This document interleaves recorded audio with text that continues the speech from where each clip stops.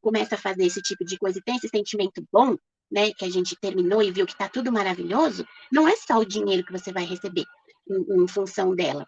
Então, outras coisas acontecem na vida da gente por causa da costura.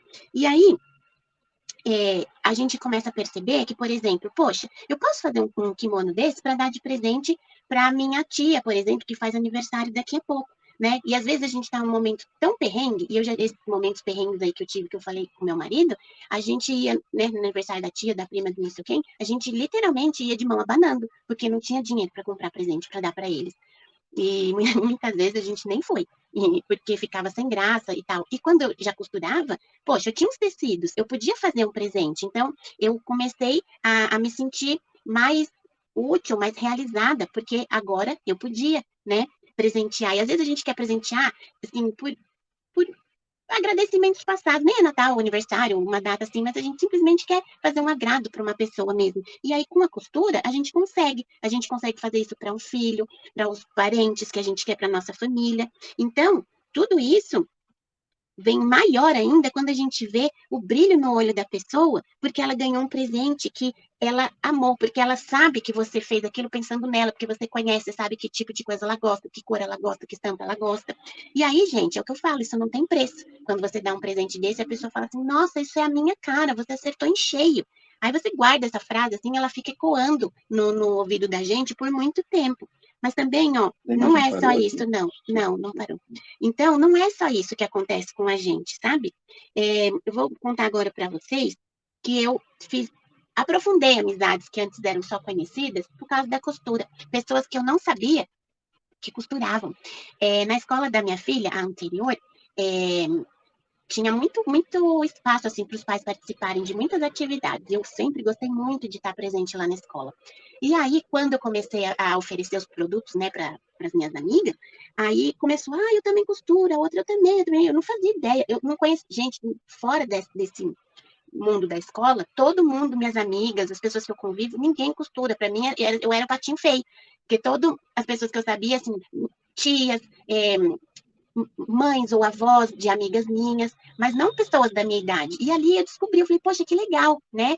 E aí esses ursinhos a gente começou a fazer, por causa dessa amizade que foi crescendo, a gente foi e levou um projetinho de oficina para a escola. Então, tinha uma amiga que fazia boneca para doar para criança carente no Natal, e ela veio com essa ideia, falou, você não topa fazer comigo alguma coisa, um projeto lá para a gente apresentar na escola, para fazer com as crianças, para eles terem essa consciência de doar um pouco de amor, de fazer pela criança que não tem brinquedo. Eu falei, nossa, é linda essa ideia, eu topo sim, e deu certo. Então, esses são alguns, né, dos bichinhos que a gente fez lá com eles, e aqui as mãozinhas dela. Aí eles faziam assim, olha, um bilhetinho, tomara que você goste, abraço Guilherme, e criavam os personagens, né? Tinha super-heróis, as meninas caprichavam nos lacinhos, faziam roupa. Aí dava até briga, gente, porque um gostava de uma cor e assim, e eles faziam um para eles e outro para doar. E brincavam. Então, ver a criança tendo essa atitude de pensar no outro, soltar um pouco, sabe, o celular, o eletrônico e brincar como antigamente, é uma coisa que eu só pude fazer isso porque eu aprendi a costurar, né? Então, ó, aqui na época do Halloween, a gente fez uns monstrinhos com eles. Saíram monstrinhos, assim, maravilhosos. Tinha uns muito até chiques, é impressionante como acontecia, né? Então, é uma coisa que foi muito, muito bacana. E aqui são as bonecas que depois, né, que foi chegando o fim do ano, a minha amiga montou um grupo e a gente se encontrava para fazer as bonecas. Aqui elas estão vazinhas, né, o corpinho não tá cheio, não tem a carinha, mas era assim que a gente fazia as bonecas. Aqui ela já tá cheinha, não tem rosto, mas aqui foi o primeiro ano nosso, acho que foram 64 bonecos. E aí tem os bonecos meninos, as bonecas meninas, e foi um sucesso. A gente recebeu a foto das crianças assim, dormindo com a boneca, recebendo. Tinha criança que usou de travesseiro.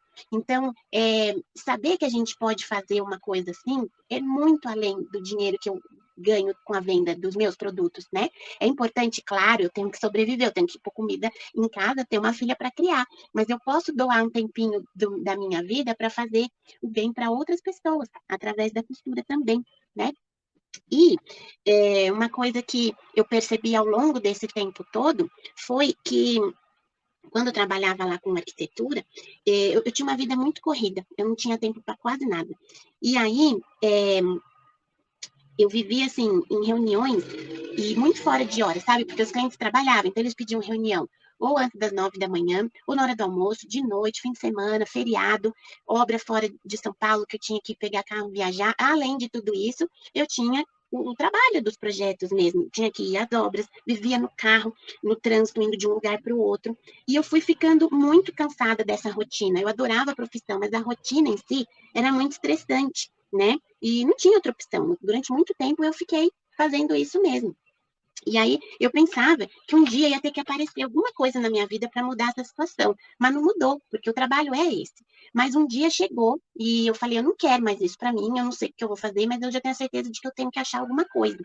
E aí, quando eu mudei realmente, decidi né, que eu comecei a parar um pouquinho e pensar o que é que eu posso fazer que me dá muito prazer em fazer, eu lembrei que eu queria fazer a costura há muitos anos e eu nunca tive tempo. Então, eu fui aprender, comecei fazendo só para mim e tal, e depois realmente eu decidi é, parar com a arquitetura, pelo menos nem que fosse momentaneamente, para eu perceber se eu queria isso ou não, e aí me dediquei à costura. E aí, o que, que aconteceu? Eu percebi que eu estava fazendo. Ai, desculpa, gente. Eu comecei a costurar e eu fui percebendo que eu fazia o meu horário. Eu me lembro que eu, arquiteta, às vezes eu tinha que ir ao médico, fazer coisas bobas, assim, no cartório, reconhecer a firma de um documento. E, assim, você vai falar com o chefe, já olha torto. Ah, mas não sei o quê, tem tal coisa. Você não pode outra semana, tem que ser agora. Você fica doente, aí a pessoa acha ruim que você fica doente. Então, eu comecei a perceber que eu trabalhar da minha casa com as minhas coisas, eu podia trabalhar de noite se eu quisesse, e daí resolver as coisas que eu tinha necessidade durante o dia. E o que mais aconteceu, assim, que me deixou mais feliz, é que eu comecei a entender que eu trabalhando para mim mesma, e para mim mesma com a costura, tá, gente? Porque num momento da vida eu pensei em trabalhar sozinha como arquiteta, mas não ia mudar, porque era a necessidade do cliente, ele ia continuar querendo a reunião naqueles horários doidos, eu só ia mudar o lugar e não ia mudar a condição. E aí eu comecei a perceber que eu poderia ter tempo para ver minha filha crescer, que antes eu estava delegando minha filha para as pessoas.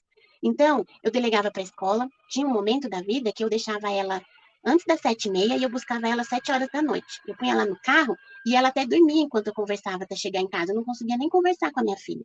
Depois, no momento ela ficou com a minha funcionária, ela ficava meio período cuidando dela, antes de ir para a escola, e depois a gente começou a delegar para uns amigos que davam carona.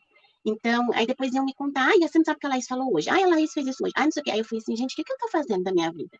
Né, eu tô trabalhando que nem uma condenada, não tenho tempo para ficar com ela, não tenho tempo para mim, e um dia foi muito crucial na minha vida. É, foi um dia que eu tinha que ir para ver a apresentação do Dia das Mães.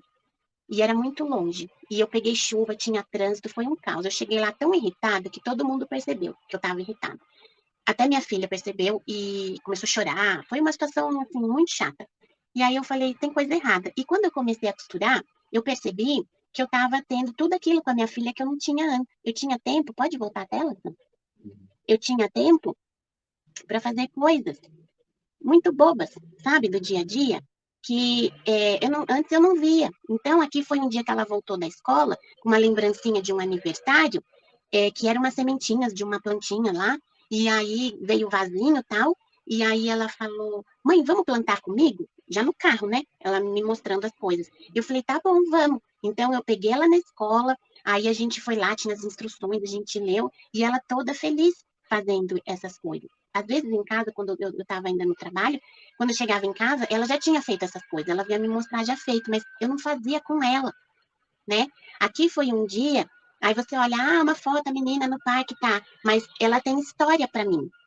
Foi um dia que eu levei ela no médico e perto do médico tinha um parque. Daí, depois do médico, eu peguei ela na escola, levei ela no médico, e aí depois ela falou assim: mãe, a gente não pode passear agora? Daí eu falei assim: agora? Sei lá, era tipo quarta-feira, terça-feira. Eu falei, mas não é fim de semana. Ela falou: mãe, mas não pode. Ai, não sei, ela tinha aqui uns 5, 6 anos mais ou menos. E aí pelo horário, eu olhei no relógio, eu tinha coisa para fazer, mas eu falei, ah, quer saber? Eu faço depois. E aí, a gente foi no parque, no meio da semana. Então, em casa, a ponto dela pegar todas as coisas assim recicláveis e ficar criando os personagens robôs, nessa época ela amava robô, e ficar contando história, e eu estava ouvindo a história que ela tinha para contar. Então, gente, até bolo eu achei tempo para fazer junto com ela. E antes eu lembro que eu só ia para a cozinha assim fazer a torta de nozes do Natal, que era a única coisa que eu sabia fazer e a única coisa que eu levava na festa de Natal. E aqui ela estava fazendo um bolo junto comigo.